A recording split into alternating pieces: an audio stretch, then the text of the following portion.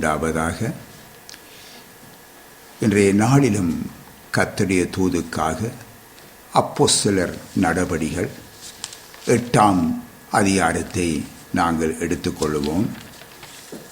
8ஆம் அதிகாரத்திலே 9 தொடக்கம் 23 வரைக்கும் நீங்கள் வாசித்து பாருங்க. நான் சில வார்த்தைகளை ஆரம்பத்திலே நான் உங்களுக்கு வாசிக்கிறேன்.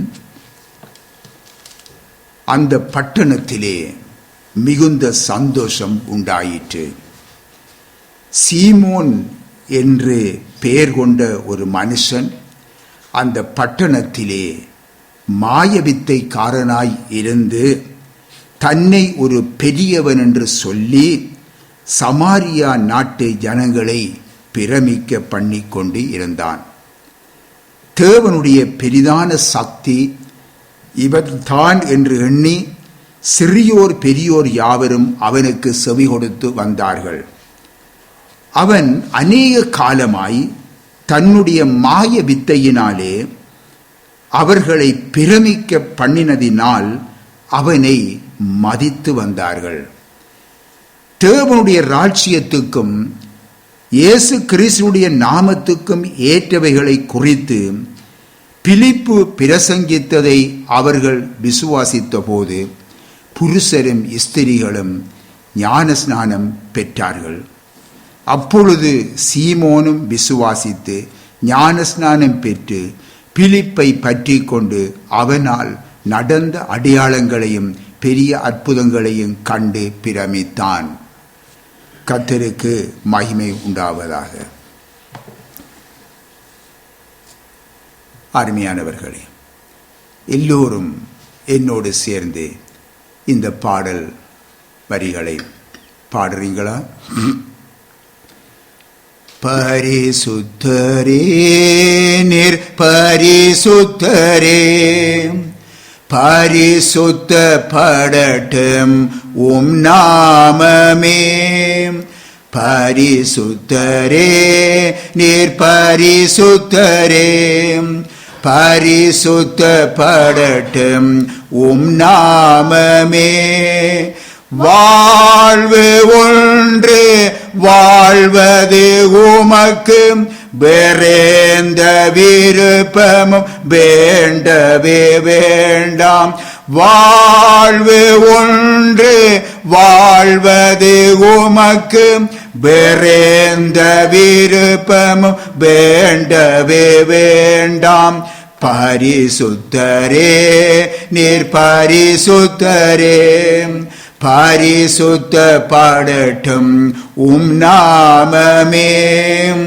சொந்த குமாரனை தந்தவரே, மற்றெந்த நன்மையை தராதிருப்பீர். சொந்த குமாரனை தந்தவரே, மற்றெந்த நன்மையை தராதிருப்பீர். வாழ்வு ஒன்று வாழ்வது உமக்கு, வேறெந்த விருப்பமும் வேண்டவே வேண்டாம். வாழ்வு ஒன்று வாழ்வது உமக்கு, வேறெந்த விருப்பமும் வேண்டவே வேண்டாம். பரிசுத்தரே நீர் பரிசுத்தரே, பரிசுத்தப்படட்டும் நாமமே. வசனத்தை தேனாய் சோரிந்திட்டீரே, வசனத்தில் தேறிட செய்திடுவீர். வசனத்தை தேனாய் சோரிந்திட்டீரே, வசனத்தில் தேறிட செய்திடுவீர். வாழ்வு ஒன்று வாழ்வது உமக்கு, வேறெந்த விருப்பமும் வேண்டவே வேண்டாம். வாழ்வு ஒன்று வாழ்வது உமக்கு, வேறெந்த விருப்பமும் வேண்டவே வேண்டாம். பரிசுத்தரே நீர் பரிசுத்தரே, பரிசுத்தப்படட்டும் நாமமே.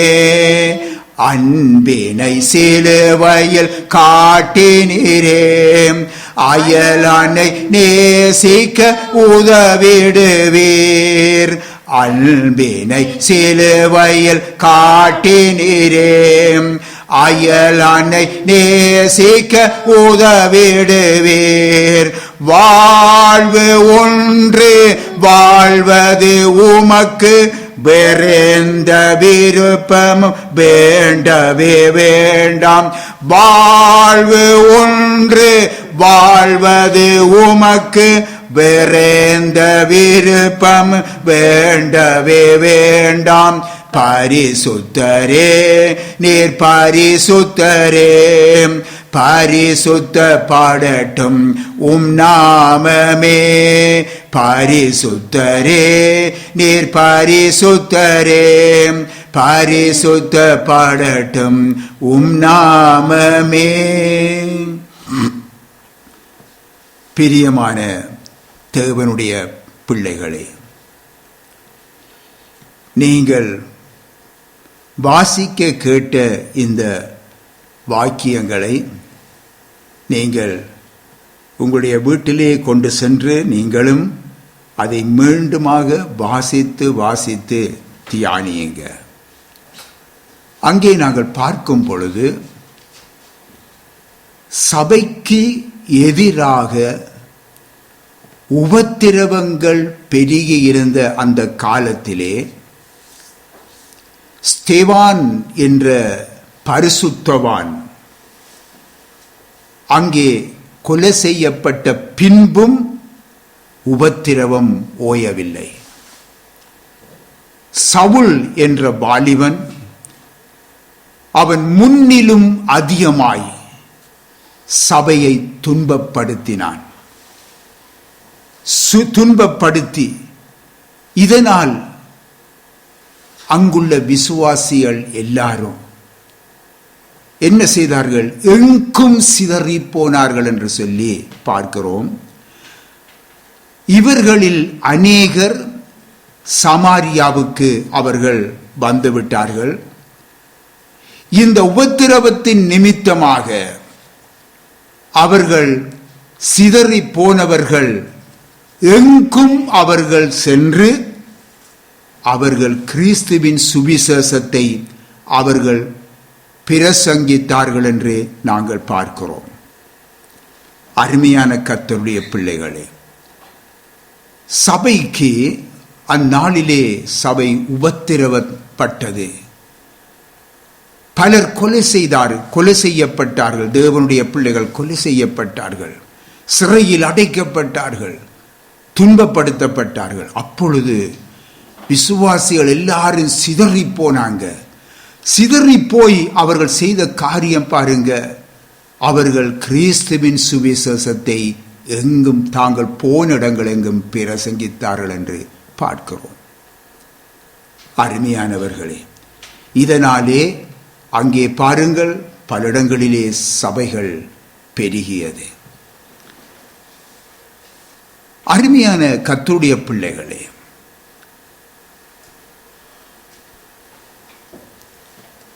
பிலிப்புவும் சமாரியாவுக்கு சென்று அங்கே ஒரு பட்டணத்திலே அங்கே சுவிசேஷத்தை பிரசங்கித்து கிறிஸ்துவை குறித்து அறிவித்துக் கொண்டிருந்தார் என்று பார்க்கிறோம். இது தொடர்பாக நடைபெற்ற சம்பவத்தையே நீங்கள் ஆரம்பத்திலே வாசிக்க கேட்டீங்க. கர்த்தர் பிலிப்புடனே கூட இருந்து அவர் செயல்பட்டார். சுவிசேஷத்தினாலே அநேகர் கர்த்தர் இயேசுவை விசுவாசித்தார்கள். பாவ மன்னிப்பின் நிச்சயத்தையும் அவர்கள் பெற்றுக்கொண்டார்கள் என்று பார்க்கிறோம். வியாதியஸ்தர்கள் சுகமடைந்தார்கள், சப்பானிகள் குணமடைந்தார்கள். அநேகரில் இருந்து பிசாசுகள், அசுத்த ஆவிகள் வெளியேறி ஜனங்கள் விடுதலையானார்கள். தேசத்திலே மிகுந்த சந்தோஷம் உண்டாயிற்று என்று நாங்கள் பார்க்கிறோம். அருமையான பிள்ளைகளே, பிலிப்புவின் சுவிசேஷ ஊழியத்தாலே அநேகர் பாருங்க யூத மார்க்கத்தை விட்டு கர்த்தராகிய இயேசுவின் பின் சென்றார்கள் என்று சொல்லி நாங்கள் பார்க்கிறோம். இங்கே மதமாற்றம் நடைபெறுகிறதா? இல்லை. நன்றாக கவனியுங்க. இன்றைக்கு அநேகர் தவறாக இன்றைக்கு புரிந்து கொள்ளுகிறார்கள், தவறாக செயல்படுகிறார்கள். இன்றைக்கு இவர்கள் என்ன செய்கிறார்கள்? அநேகர் யூத மார்க்கத்திலே இருந்து அதை விட்டுவிட்டு யாரை பின்பற்றுகிறார்கள்? கர்த்தராகிய இயேசுவை பின்பற்றுகிறார்கள். வேறொரு மதத்தை அல்ல, கர்த்தராகிய இயேசு கிறிஸ்துவை பின்பற்றுகிறார்கள். பின்ன தங்கள் பாரம்பரியங்கள், மத வைராக்கியங்களை விட்டு கர்த்தராகிய இயேசுவை பின்பற்றி செல்லும் நிகழ்வையே நாங்கள் இங்கே காணுகிறோம். இந்த காலங்களிலே பாரம்பரிய கிறிஸ்தவர்கள், அதாவது பாரம்பரிய கிறிஸ்தவ மதங்கள், கத்தோலிக்க மதங்கள் என்று ஒரு வகை, ரோமான் கத்தோலிக்க மதம் என்று இன்னொரு வகை, இப்படி உலகம் முழுவதும் ஏராளம். இவைகளுக்கும் கர்த்தர் இயேசுவுக்கும் எந்த ஒரு சம்பந்தமும் இல்லை என்று உங்களுக்கு நான் பல தடவைகள் தேவனுடைய செய்தி மூலம் உங்களுக்கு சுட்டி காட்டி இருக்கிறேன், உங்களுக்கு கற்பித்து தந்திருக்கிறேன். கிறிஸ்துவுக்கும் இந்த மதங்கள் எதற்குமே சம்பந்தம் இல்லை. இன்றைக்கு இவ்விதமான சில மதங்கள் பைபிளையே தான் வைத்திருக்கிறார்கள். அது அவர்களுடைய பைபிள் வைத்திருக்கிறார்கள். ஆனால் அவர்களுக்கும் இயேசுவுக்கும் சம்பந்தம் இல்லை. எந்த மதங்களும் மனுஷரால் உருவாக்கப்பட்டதான். அருமையானவர்களை நன்றாக புரிந்து கொள்ள வேண்டும். எந்த மதங்களும் மனுஷரால் உருவாக்கப்பட்டது. இன்றைக்கு அநேகர் சபைகளிலே இதை சொல்லிக் கொடுக்க மாட்டார்கள். எப்பொழுதும் ஆண்டவருடைய வார்த்தையிலே ஆசீர்வாதமான வார்த்தையை எடுத்து சொல்லுவார்கள். ஏனென்றால் அவர்கள் சபையை விட்டு போய்விடுவார்கள் அல்லது சபையிலே வந்து நிறைவார்கள் என்பதற்காக கண்டிக்க மாட்டார்கள். சத்தியத்தை சத்தியமாக சொல்ல வேண்டும். அவர்கள் அப்பொழுதுதான் சத்தியத்திலே வளர முடியும். அல்லது அவர்கள் குழந்தைகளாகவே இருப்பாங்க. ஆகவே அருமையானவர்களே, உங்களுக்கு வேதத்தின் ஆழங்களை உங்களுக்கு எடுத்து உங்களுக்கு வெளிப்படுத்தி தருகிறேன். நாம் நம்முடைய வாழ்க்கையிலே மறுரூபமாக வேண்டும். ஆகவே இதை புரிந்து கொள்ள வேண்டும். இன்றைக்கு பாருங்கள், இன்றைக்கு போப் என்று சொல்லுவார்கள், பிஷப் என்று சொல்லுவார்கள், ஆர்ச் பிஷப் என்று சொல்லுவார்கள். இன்னுமாக ஏன் எங்களுடைய ஆவிக்குரிய சபைகளிலே கூட ரெவரண்ட், பாஸ்டர் என்று சொல்லுவதற்கு சொல்ல மாட்டார்கள். ரெவரண்ட் இன்னார், ரைட் ரெவரண்ட், இன்னுமாக சீனியர் பாஸ்டர் என்று ஒரு பட்டம். இவை எல்லாமே அருமையானவர்களே வேதத்துக்கு நமக்கு சம்பந்தம் இல்லை. இவை எல்லாம் ஒரு மதத்துக்கு, மத அமைப்புக்கு சொந்தமானவை. ரெவரண்ட் என்று சொல்லி நம்மை அழைத்துக் கொள்ளுகிறோமே, அருமையானவர்களே, ரெவரண்ட் என்றால் என்ன? வணக்கத்துக்குரியவர். அருமையானவர்களே, நான் இந்த சபையின் பாஸ்டர் என்பதனாலே நான் வணக்கத்துக்குரியவனா? சிந்தித்து பார்க்க வேண்டும். அந்த தகுதியை அருமையானவர்களே நாம் எடுத்துக்கொள்ளக்கூடாது. வணக்கத்துக்குரியவர் ஆண்டவர் இயேசு கிறிஸ்து ஒருவர்தான். ஆகவே இது எல்லாம் மத அமைப்புக்கு சொந்தமானது. ஆகவே நாம் அதை குறித்து இப்ப இங்கே பேசவில்லை, ஆனால் சுட்டி காட்டுகிறேன். ஆனால் இந்த மத அமைப்புகளுக்குரிய இந்த நோய்கள் இன்றைக்கு ஆவிக்குரிய சபைகளுக்குள்ளேயும் வந்திருக்கிறதான் வேதனையான காரியம். இன்றைய பாருங்க, சில பேர் கழுத்து பட்டியல் அணிந்திருப்பார்கள். ஏனென்றால் அவர் பாஸ்டர் என்று அடையாளம் காட்டுறார். பைபிள் காலேஜிலே, சில பைபிள், எல்லா காலேஜிலையும் இல்லை, சில பைபிள் காலேஜுகளிலே படிக்கிற இடத்திலே பாருங்கள், இங்கே அந்த இடங்களிலே படித்து முடிந்த உடனே ஒரு கழுத்தில் ஒரு பட்டி கொடுப்பார்கள். அது இவர்கள் எப்பொழுதும் கட்டி கொள்ளுவார்கள். சிலர், நான் அறிந்திருக்கிறேன், சில அருமையான ஊழியர்கள் அவர் அந்த இடத்திலே பெற்றுக்கொள்ளுவார்கள். அதுக்கு பிறகு தூக்கி அவர்கள் வீசிவிட்டுத்தான் அவர் ஊழியம் செய்கிறார்கள். அருமையானவர்களே, சிலர் பாருங்கள், நீள அங்கிகளை போட்டுக் கொள்ளுவார்கள். கழுத்திலே பெரிய நாடாவிலே பெரிய ஒரு சிலுவையை தொங்க விட்டிருப்பார்கள். இன்னும் சிலர் தலையிலே பெரிய தொப்பி, கையிலே செங்கோல், இப்படி எல்லாம் இதெல்லாத்தையும் நாங்கள் காணுகிறோம். இவையெல்லாம் ஒரு மத அடையாளங்கள். மக்களிடத்திலே இருந்து தங்களை வேறுபடுத்தி மேன்மையாக காண்பிக்கும் அனைத்து செயல்களும் மத அடையாளங்களே. நன்றாக புரிந்து கொள்ளுங்க. மக்களிடமிருந்து நம்மை வேறுபடுத்தி ஒரு மேன்மையாக காண்பிக்கிற அனைத்து செயலும் மத அடையாளங்களே. சில ஆவிக்குரிய சபைகளை பார்த்திருக்கும். மக்கள் எல்லாரும் முன்னுக்கு எல்லாரும் இருப்பாங்க. ஸ்டேஜில் பரிசியா கதிரைகளை போட்டு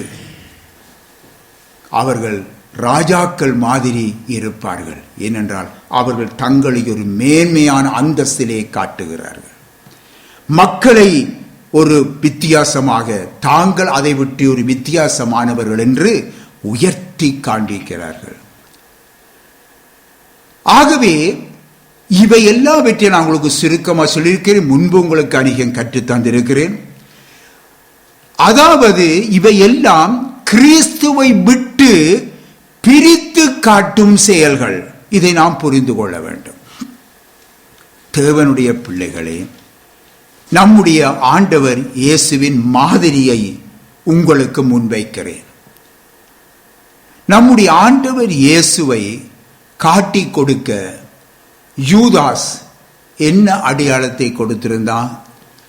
அவர் வெள்ளை உடுப்பு போட்டிருப்பார், மேலே ஒரு சிவப்பு அங்கி ஒன்றை தூக்கி போட்டிருப்பார் என்று சொல்லி அடையாளம் கொடுத்தானா? அப்படி என்றால் அவன் அடையாளம் சொல்ல தேவையில்லை, எல்லாருக்கும் தெரிஞ்சிருக்கும். ஓ, இவர் இயேசு, இவர் போதகர் என்று சொல்லி தெரிஞ்சிருக்குமே. பின்ன கவனிங்க, ஆண்டவர் இயேசுவை காட்டி கொடுக்க யூதாஸ் வைத்திருந்த அடையாளம் என்ன? முத்தம். நான் எவனை முத்தம் செய்கிறேனோ அவன்தான், அவனை பிடித்துக் கொள்ளுங்கள் என்று அவரை பிடிக்க பிரதான ஆசாரியராலும் ஜனத்தின் மூப்பராலும் அனுப்பப்பட்டவர்களுக்கு இந்த அடையாளத்தை யூதாஸ் கொடுத்திருந்தான். அப்படி என்றால் பாருங்க, தன்னுடைய சீசரை போலவே, தன்னுடைய சாதாரண மக்களைப் போலவே ஆண்டவர் இயேசுவும் அவர்களோடு அவர்களாகத்தான் இருந்தார் என்பதை நாங்கள் புரிந்து கொள்ளுகிறோம். நன்றாக புரிந்து கொள்ளுங்க. எந்த வித்தியாசமும் அவர்களே இல்லை. இப்ப இந்த சொருவங்கள் படங்களில் எல்லாம் போட்டு காட்டுறாங்க தான் இப்படியான அடையாளங்கள். இயேசுவை இப்படி காட்டி பின்னால் ஒரு பெரிய பிரகாசம் எல்லாம் வச்சு இயேசு மாதிரி எல்லாம் காட்டுவார்கள். அதெல்லாம் இயேசு இல்லை பாருங்க. அது ஒரு நடிகர்கள் அதுகளை தூக்கி அவர்கள் போட்டு கொண்டிருக்கிறார்கள். ஆனால் அதெல்லாம் இயேசு இல்லை. அவர் கற்பனைகளிலே உருவான இதுகளைத்தான் இன்றைக்கு அநேகர் இயேசு என்று நினைத்துக் கொண்டிருக்கிறார்கள். இயேசு அது அல்ல. இயேசுவை நாம் ஒரு நாள் சந்திக்க போகிறோம். அப்பொழுதுதான் நாங்கள் அவரை அறிவோம். அது வரைக்கும் தெரியாது. இன்னும் ஒரு இடத்திலே பாருங்கள் எழுதப்பட்டிருக்கிறது. யூதாஸ் கூட்டிக் கொண்டு போய் அங்கே அவரை கூட்டிக் கொண்டு போன பொழுது அவரை பிடிக்க ஒரு கூட்டம் வந்திருக்கிறதை இயேசு பார்த்து கேட்கிறார், யாரை தேடி வந்திருக்கிறீர்கள்? இயேசுக்கு தெரியும் யூதாஸ் வந்திருக்கிறான், தன்னை காட்டி கொடுக்க வந்திருக்கிறான். அவர்கிட்ட கேட்கிறார், யாரை தேடி வந்திருக்கிறீர்கள்?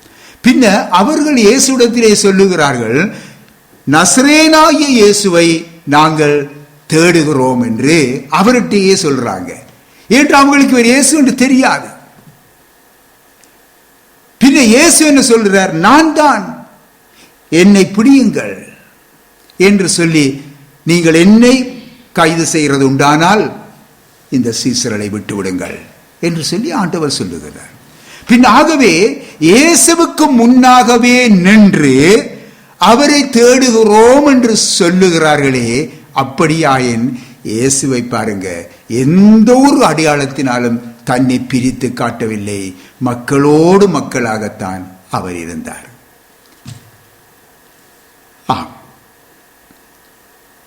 ஆண்டவர் இயேசு மற்ற மனுஷர்களிலிருந்து தம்மை விசேஷித்த உடைகளினாலோ அல்லது வேறு எந்த ஒரு விசேஷித்த காரியங்களினாலோ அவர் தம்மை வித்தியாசமாக அவர் காண்பித்திருக்கவில்லை என்று நாம் இதிலிருந்து தெரிய வேண்டும்.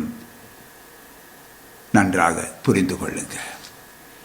இந்த விடயத்திலே இன்றைக்கு இக்கால மறுபடியும் பிறந்த இன்றைக்கு ஆவிக்குரிய கிறிஸ்தவர்கள் என்று சொல்லுகிறவர்கள் கூட வஞ்சிக்கப்படுகிறார்கள். இது மிகவும் ஒரு வேதனையான ஒரு காரியம்.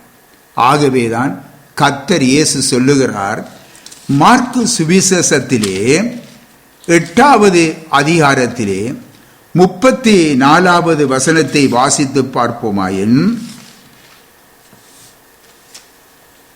பின்பு அவர் ஜனங்களையும் தம்முடைய சீசர்களையும் தம்மிடத்தில் அழைத்து, ஒருவன் என் பின்னே வர விரும்பினால் அவன் தன்னைத்தான் வெறுத்து தன் சிலுவையை எடுத்துக்கொண்டு என்னை பின்பற்ற கடவன் என்று சொல்லுகிறார்.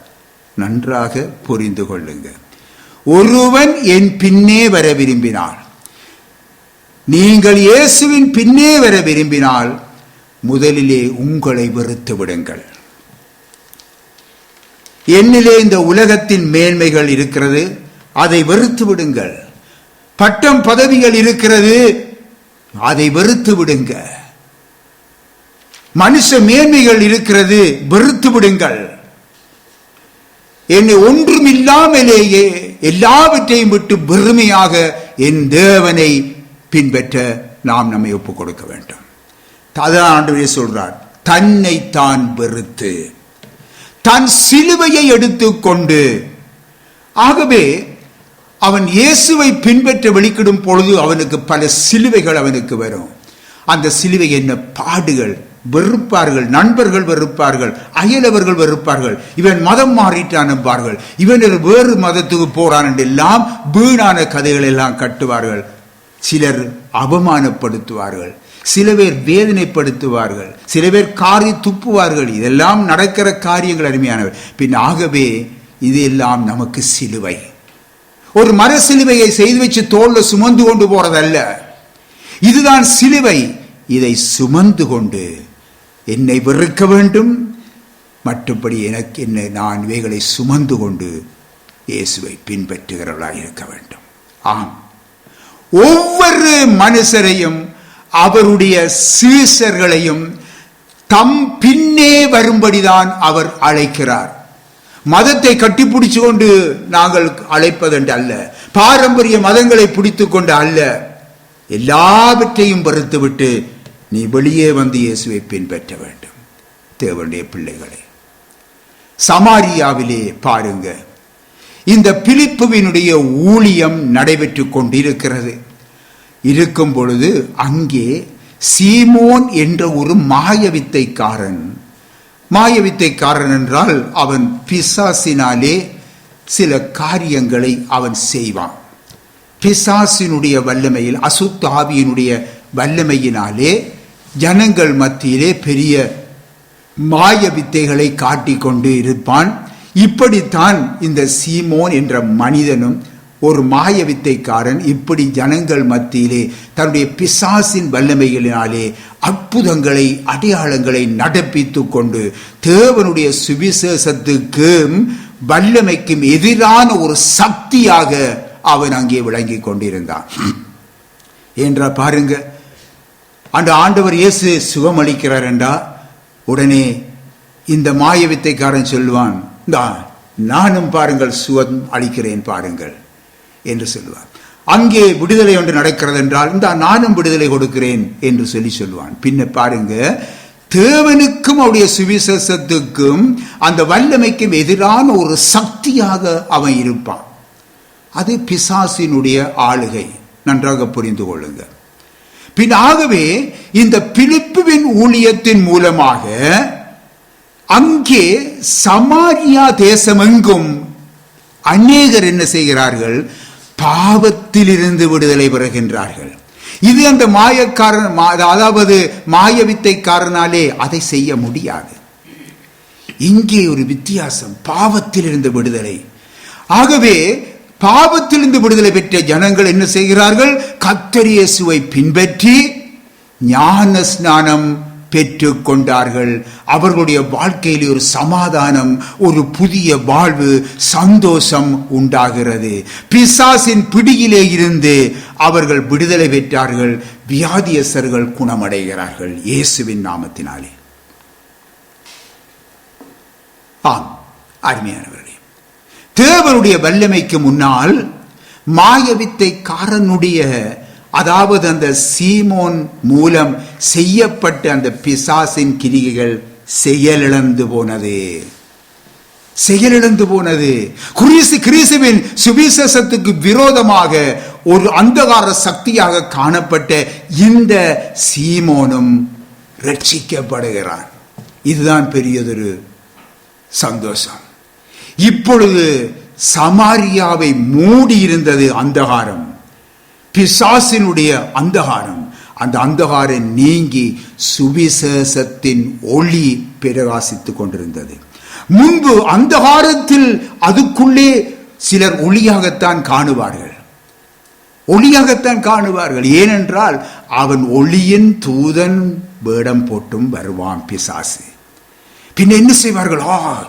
அங்கே ஒளி, இங்கே ஒளி, அங்கே ஒளி காணுகிறோம் என்று சொல்லி அவர்கள் சந்தோஷப்படுவார்கள். இல்லை, அது அந்த இடத்தை மூடி இருக்கிற அந்தகாரம், பிசாசினுடைய காரியம். இது என்ன செய்கிறது? சுவிசேஷத்தின் ஒளி. ஒளி எங்கும் பொழுது சுவிசேஷம், கிறிஸ்துவின் சுவிசேஷம் மட்டும்தான். அந்த சுவிசேஷத்தின் ஒளி அங்கே பிரகாசித்தது. தேவனுடைய பிள்ளைகளே, இந்த சீமோன் ரட்சிக்கப்படுவதற்கு முன்னர் அவன் பிசாசின் ஊழியக்காரனாய் இருந்து ஜனங்கள் மத்தியிலே பெரிய அடையாளங்களையும் அற்புதங்களையும் நடப்பித்து இவன் தேவனுடைய பெரிதான சக்தியாக ஜனங்களால் எண்ணப்பட்டான் அல்லவா? நீங்கள் வாசிக்க கேட்டீர்கள் ஆரம்பத்திலே. ஆனால் பாவ அந்தகாரத்தில் இருந்து ஜனங்கள் விடுதலை பெற முடியவில்லை.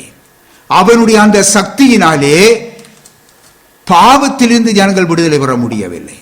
இப்போ பாருங்க, அந்த சீமோன் ரட்சிக்கப்பட்டு விட்டான், விசுவாசியாக மாறுகின்றான். இந்த நிலையிலே தேவ ஊழியனாகிய அந்த பிலிப்பு செய்யும் அந்த ஊழியங்களை இப்பொழுது அவன் கவனிக்கின்றான். அப்போஸ்தலர்கள் வந்து செய்யும் ஊழியங்களை கவனிக்கிறான். அங்கே தேவன் நடப்பிக்கும் காரியங்களை கண்டு ஆச்சரியப்படுகிறான். முன்பு ஜனங்கள் மத்தியிலே தான் தேவனுடைய பெரிதான சக்தியாக போற்றப்பட்டவன் இந்த மாயவித்தைக்காரன். இன்று தான் ஒரு சாதாரண ஒரு ஆளாக இருப்பதா என்ற ஒரு எண்ணம் அவனுக்குள்ளே உருவாகிறது. இங்கே நடைபெறும் தேவ வல்லமைகளை பணம் கொடுத்து அப்படியும் வாங்கி அந்த தேவ ஊழியத்தை வியாபாரமாக்கி பேர் புகழ் பணம் சம்பாதிக்கலாம் என்று அப்பொழுது அவர்களை விட மேலும் தான் ஒரு உயர்வான ஒரு நிலையை மக்கள் மத்தியிலே அடையலாம் என்றும் அவன் எண்ணுகிறான். கவனிங்க, மிகவும் ஒரு முக்கியமான ஒரு சத்தியம் அருமையானவர். இவன் ரட்சிக்கப்பட்ட ஒரு விசுவாசி, ஞான ஸ்நானம் பெற்றவன், நன்றாக விளங்கிக் கொள்ளுங்க. ஆனால் இப்பொழுது என்ன ஆவி இவனுக்குள்ளே செயல்படுகிறது? கொஞ்சம் சிந்தித்து பார்க்க வேண்டும். இவன் ரட்சிக்கப்பட்டவன், விசுவாசி, ஞான ஸ்நானம் பெற்றவன். இப்பொழுது ஒரு ஆவி இவனுக்குள்ளே செயல்படுகிறது. இப்பொழுது என்ன ஆவி? நாங்கள் ஏசாயா 14 அதிகாரத்தை எடுத்துக்கொள்ளுவோம். ஏசாயா 14 அதிகாரத்திலே 13-14 நான் வாசிக்கிறேன். நான் வானத்திற்கு ஏறுவேன், தேவனுடைய நட்சத்திரங்களுக்கு மேலாக என் சிங்காசனத்தை உயர்த்துவேன், வடபுறங்களில் உள்ள ஆராதனை கூட்டத்தின் பர்வதத்திலே வீற்றிருப்பேன் என்றும், நான் மேகங்களுக்கு மேலாக உன்னதங்களில் ஏறுவேன், உன்னதமானவருக்கு ஒப்பாவேன் என்றும் நீ உன் இருதயத்திலே சொன்னாயே. பார்த்தீங்களா? பின்னாகவே இவனிலே இப்பொழுது என்ன ஆவி கிரிய செய்கிறது?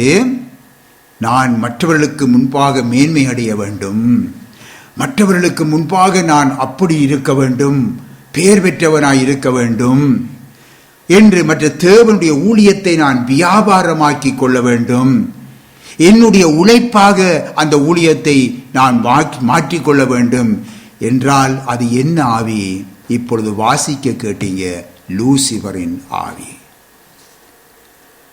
அவன் ரட்சிக்கப்பட்டவன், விசுவாசி, ஞானஸ்நானம் பெற்றவன். ஆனால் யார் அங்கே அவனை ஆளுகை செய்கிறார்? லூசிபர் என்ற சாத்தான்.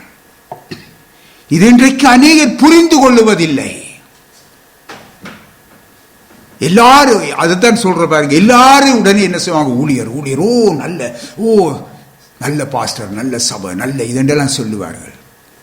அருமையானவர்களே, வேதத்திலே நாங்கள் பார்க்கிறோம், ஆவிகளை பகுத்தறியும் வரமுடையவர்களாய் நாங்கள் காணப்படாவிட்டால் நாம் இந்த காலத்திலே வஞ்சிக்கப்பட்டு விடுவோம். நிச்சயமாக கர்த்தருடைய சபையிலே இருப்பார்கள்.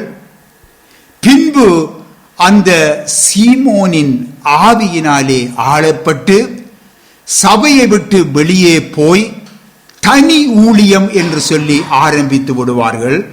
அநேக அனுபவங்களை நாம் பெற்றிருக்கிறோம் அருமையானவர்களே. இந்த தனி ஊழியர்களை ஆரம்ப காலங்களிலே நாம் பல கேள்விகளை அவிடத்திலே கேட்டிருக்கிறோம். உங்களுக்கு நான் முன்பு இதை சொல்லி தந்திருக்கிறேன். ஆனால் இந்த தனி ஊழியம் அருமையானவர்களே, இந்த தனி ஊழியம் என்று இந்த காலத்தில் இருக்கிறதெல்லாம் பல செயல்படுகிறார்கள் அல்லவா? பகுத்தறிந்து, அதாவது ஆவிகளை பகுத்தறிந்து வந்து பார்க்க வேண்டும். சிலர் பாருங்கள், தீர்க்க தரிசன ஊழியர் என்று சொல்லி வருவார்கள், சுவிசேஷகர் என்று சொல்லி வருவார்கள், அற்புத அடையாளம் செய்கிற ஊழியர் என்று வருவார்கள், ஜெபமலை என்று ஏற்படுத்தி கொண்டிருப்பார்கள், ஜெபத்தோட்டம் என்று சொல்லி ஏற்படுத்தி கொண்டிருப்பார்கள். இப்படியே அநேகத்தை சொல்லிக் கொண்டு போகலாம் அருமையானவர்களே. இவர்கள் இன்றைக்கு பாருங்கள், ஜனங்கள் மத்தியிலே தேவனுடைய பெரிதான சக்தி என்று போற்றப்படுகிறார்கள். மறக்க முடியுமா? ஏன் இன்றைக்கு கர்த்தருடைய சபை, மறுபடியும் பிறந்த ஆவிக்குரிய சபை கூட இப்படிப்பட்ட சீமோனின் ஆவிக்குள்ளே சிக்கி போயிருப்பது மிகவும் வேதனைக்குரியது. தனி ஊழியம் என்று தேவனுடைய சிந்தையிலே இல்லை அருமையானவர்களே, தேவனுடைய சிந்தையிலே இல்லை அருமையானவர்களே. ஆனால் கர்த்தர் இயேசு, கவனிங்க, இந்த உலகத்திலே ஊழியம் செய்த காலத்திலே அப்பொழுதே இந்த தனி ஊழியம் ஆரம்பிக்கப்பட்டுட்டு அருமையானவர்களே. நீங்க மார்க்கு சுவிசேஷத்திலே 9வது அதிகாரம், மார்க்கு சுவிசேஷம் 9வது அதிகாரத்திலே 38 தொடக்கம் 41 வரைக்கும் நீங்கள் இப்பொழுது வாசித்து பாருங்கள். நான் வாசிக்கிறேன். அப்பொழுது யோவான் அவரை நோக்கி, இயேசுவை நோக்கி, போதகரே, நம்மை பின்பற்றாதவன் ஒருவன் உமது நாமத்தினாலே பிசாசுகளை துரத்துகிறதை கண்டோம். அவன் நம்மை பின்பற்றாதவனானதால் அவனை தடுத்தோம் என்றான். அதற்கு இயேசு, அவனை தடுக்க வேண்டாம். என் நாமத்தினாலே அற்புதம் செய்கிறவன் எளிதாய் என்னை குறித்து தீங்கு சொல்ல மாட்டான். அருமையானவர்களே, இந்த தனி ஊழியம் செய்கிறவர்கள் அவர்கள் இயேசுவின் நாமத்தினால தான் செய்கிறாங்க. இதைத்தான் வைத்து போதித்து செய்வாங்க. அங்கே அற்புதங்கள் அடையாளங்கள் எல்லாம் நடைபெறும். பின் அவை இயேசுவுக்கு விரோதமாக சொல்றாங்க? இல்லை, அவங்களே இயேசுவின் அவர்கள் ஞானஸ்நானம் பெற்றவர்கள், மனம் திரும்பினவர்கள், ஞானஸ்நானம் பெற்றவர்கள். இன்னுமா சில பேர் ஞானஸ்நானம் பெறாமலும் இருக்கிறாங்க. சரி, பின் ஆகவே அவர்கள் எல்லாரும் செய்கிறாங்க தான். இப்பொழுது பாருங்க, அவர்கள் இயேசுவுக்கு விரோதமானவன் இல்லை. ஆண்டவர் இயேசுங்க சுட்டி காட்டுறார், அவன் நமக்கு விரோதி அல்ல, அவனை விட்டு விடுங்க, நீங்க அவனோட பிரச்சனைக்கு போகாதீங்க, அவன் செய்யட்டும். இதான் அந்த அர்த்தம்.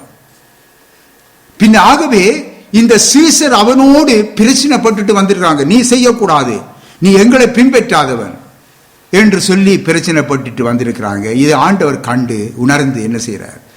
முதலாவது தன்னுடைய சீசருக்கும் அந்த மனிதனுக்கும் உண்டான ஒரு பிணக்கை தீர்த்து வைத்து விட்டார்.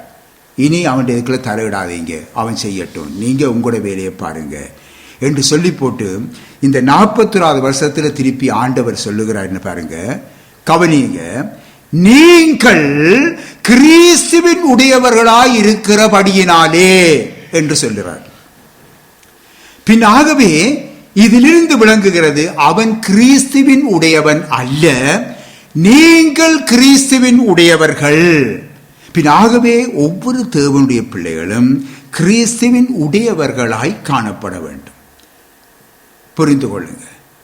இங்கே ஆண்டவர் சொல்லுகிறார் பாருங்க, அவன் என் நாமத்தினாலே தான் செய்யறான், செய்யட்டும். இயேசு இப்பொழுது நியாய தீர்ப்பு செய்ய இந்த உலகத்துக்கு வர இல்லை, நன்றாக புரிந்து கொள்ளுங்க. அதற்கான காலம் ஒன்று இருக்குது, அந்த காலத்திலே அவர் விசாரிப்பார்.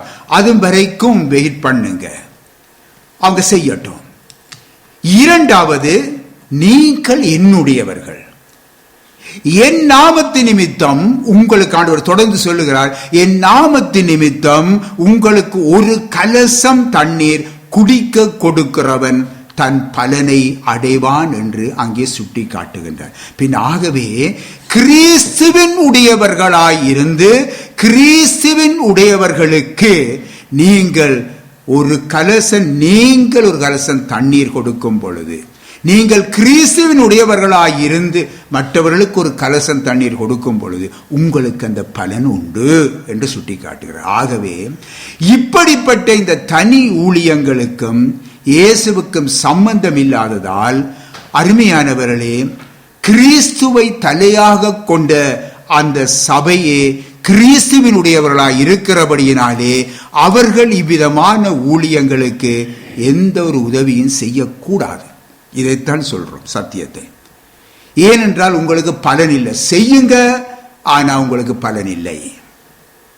அதைத்தான் புரிந்து கொள்ள வேணும். உங்களுக்கு பலன் உண்டாக உங்கள் சபையிலே நீங்கள் இருந்து நீங்கள் கர்த்தருக்கு செய்யுங்க. ஆகவே தனி ஊழியம் என்று தங்களை அடையாளப்படுத்துகிறவர்களை கர்த்தரின் சபையிலே கூட ஊழியம் என்ற பெயரிலே அவர்களை சபையிலே அனுமதிக்க கூடாது. ஏனென்றால் அவன் கிறிஸ்துவினுடையவன் அல்ல, நீங்கள் கிறிஸ்துவினுடையவர்கள். பிரியமான தேவனுடைய பிள்ளைகளே, நாமும் ஆரம்ப காலத்திலே அவ்விதமாக அனுமதித்திருக்கிறோம்.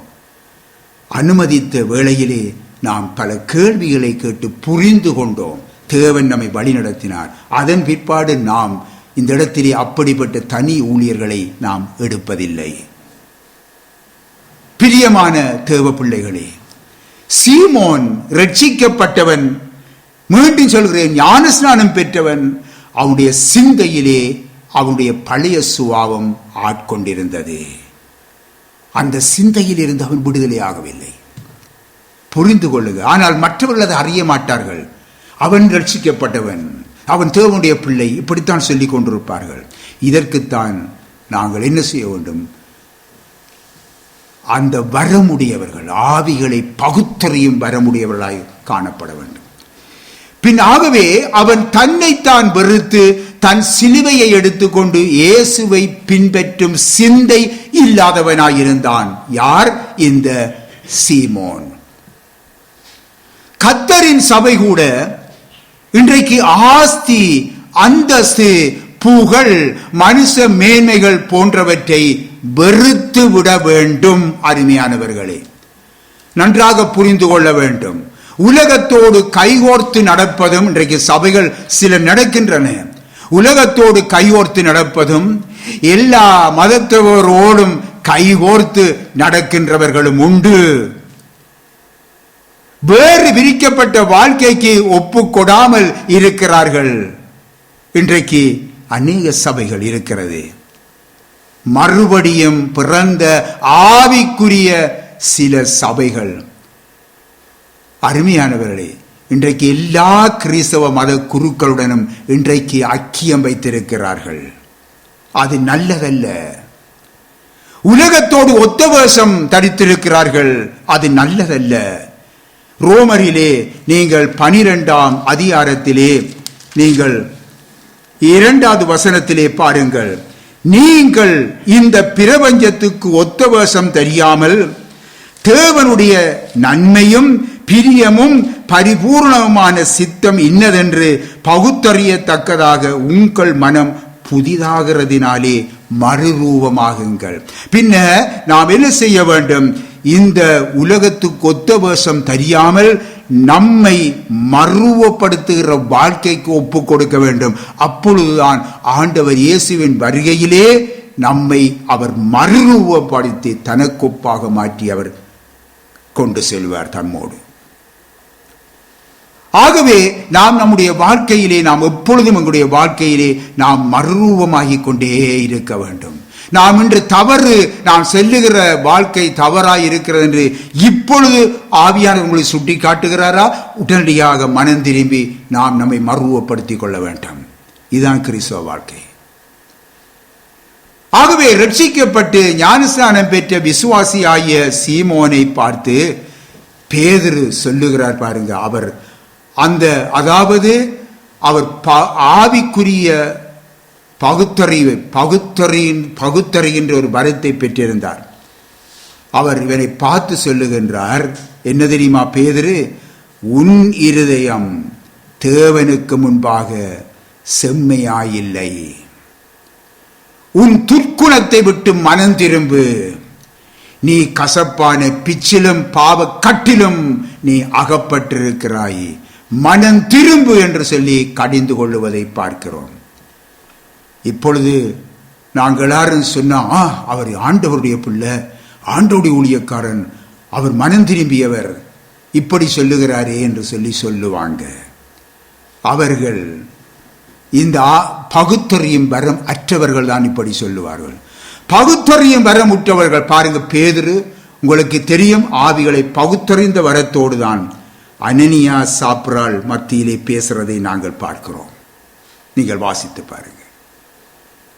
ஆகவே அருமையானவர்களே, ஆவிகளை பகுத்தறிகிற வரம் இல்லை என்றால் கர்த்தருடைய சபையை நடத்துவது கஷ்டம். சரி, இந்த சீமோன் ஆவியின் வரத்தையே விலைக்கு வாங்கி மொத்த வியாபாரியாக மாற விரும்பினான். விளங்கிக் கொள்ளுங்க. இந்த காலத்திலும் அநேக சீமோன்கள் மனம் திரும்பாமல் ஞானஸ்நானம் பெற்று ஆவியானவரின் பெயரை சொல்லி என்ன செய்கிறார்கள்? இன்றைக்கு அவர்கள் வித்தை காட்டி இன்றைக்கு புகழும் பணமும் சம்பாதிக்கிறார்கள். மேலங்கிகளை கழட்டி, கோட்டை கழட்டி வீசுவார்கள். அப்படி வீசுவார்கள், இப்படி வீசுவார்கள். அங்கே எல்லாரும் விழுவார்கள். ஜனங்களுடைய தலைகளிலே கை வைத்து மத்தளை இப்படி இப்படி இப்படி இப்படி அடிப்பார்கள். நீங்கள் வாசி பாருங்கள் வடிவாக. எங்களும் வீடியோக்களை பார்த்தா பாருங்கள், நீங்கள் உங்களுடைய அனுபவத்தில் கண்டிருப்பீங்க. தலையில வைத்து மத்தளம் அடிப்பார்கள்.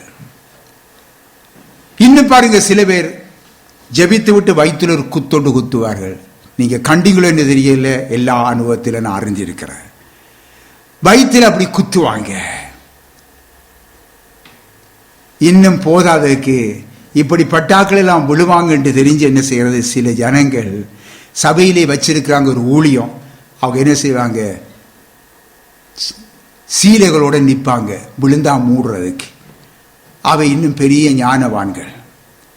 கேவலம் துண்டுகளை வைத்துக் கொண்டு சபைகளிலே ஒரு கூட்டம் காத்து கொண்டிருப்பாங்க, ஆறு விழுவான் அவனை மூடுவோம் என்று சொல்லி. கர்த்தராகிய ஆவியானவருடைய பெயரை சொல்லி இன்றைக்கு கிறிஸ்தவத்தை இன்றைக்கு கேவலப்படுத்தி கொண்டிருக்கிறாங்க.